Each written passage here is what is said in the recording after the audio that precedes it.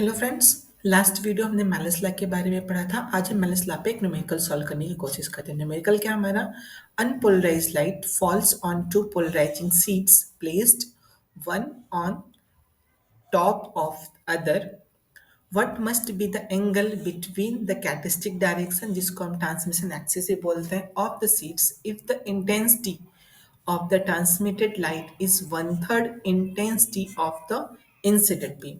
यानी हमारे यहाँ पास में दो पोलराइजिंग शीट्स हैं। पहली शीट क्या है हमारी, इसको हम P1 बोलते हैं, ये इसकी ट्रांसमिशन एक्सिस है। दूसरी शीट है हमारी जिसको हम P2 बोल रहे हैं, ये P2 की ट्रांसमिशन एक्सिस है। ठीक है, P1 पे हम अनपोलराइज्ड लाइट फॉल कराते हैं,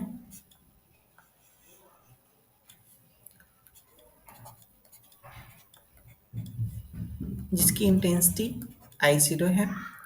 after passing P1 intensity of light become I1।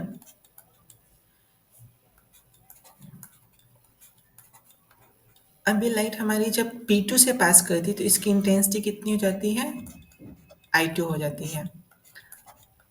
ठीक है, यहाँ पे लिख लेते हैं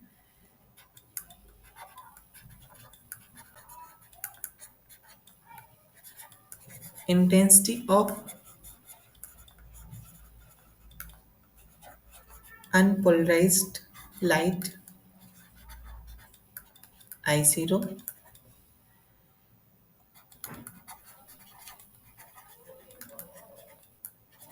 intensity of light after passing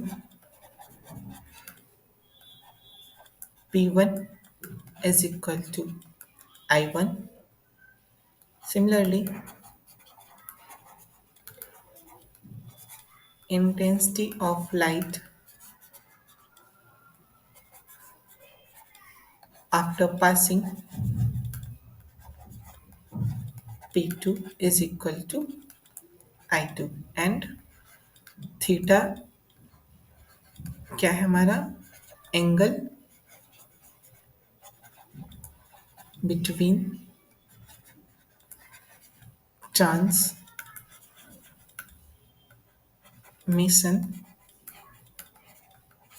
axis of polarising sheet P1 and P2। ठीक है, अब अकॉर्डिंग टू मेलिस लॉ क्या होगा,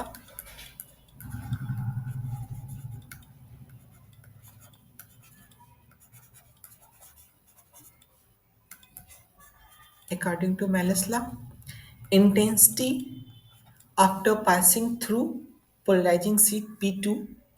यहाँ पे एक चीज और नोट कर ले, जो ये जो हमारा पहली शीट है वो हमारी एज अ पोलराइजर वर्क करेगी और जो दूसरी शीट P2 है वो हमारा एज अ एनालाइजर वर्क करेगा।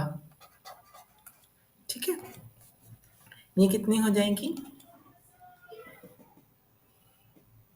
ये हो जाएगा I1 cos स्क्वायर थीटा। हमने लास्ट वीडियो में पढ़ा है I1 की वैल्यू कितनी होगी, I1 is equal to I0 divide by 2। ये क्वेश्चन नंबर हमारा 1 हो गया, ये क्वेश्चन नंबर 2 हो गया। तो so from equation 1 and 2 I2 कितना हो गया, I2 हो गया हमारा I0 by 2 cos square theta. ठीक है, but according to the question I2 कितना है, I2 है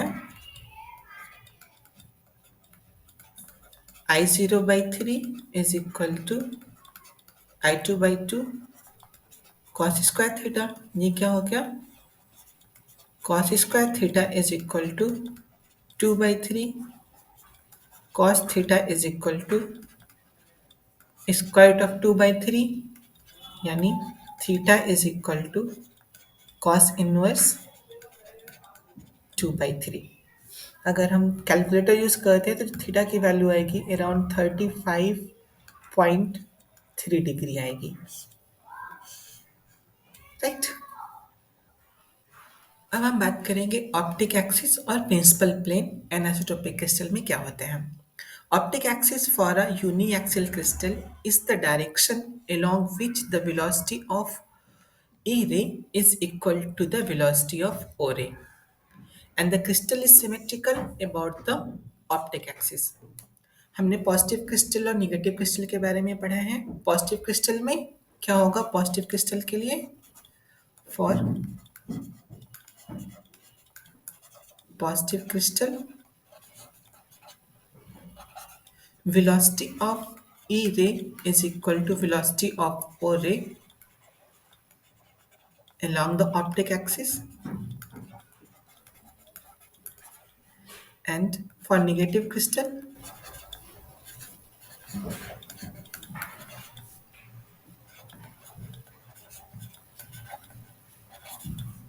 velocity of E ray is equal to velocity of O ray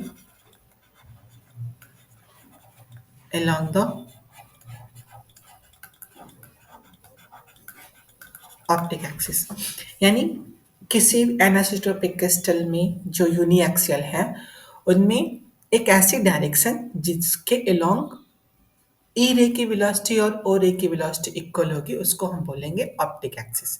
now principal plane, principal plane को हम प्रिंसिपल सेक्शन भी बोलते हैं। A plane containing optic axis and perpendicular to the pair of opposite faces of the crystal is called principal plane for that pair of faces. Thus, there are three principal plane passing through any point within the crystal. यानी अगर हमारा कोई crystal है, suppose हम crystal बनाते हैं,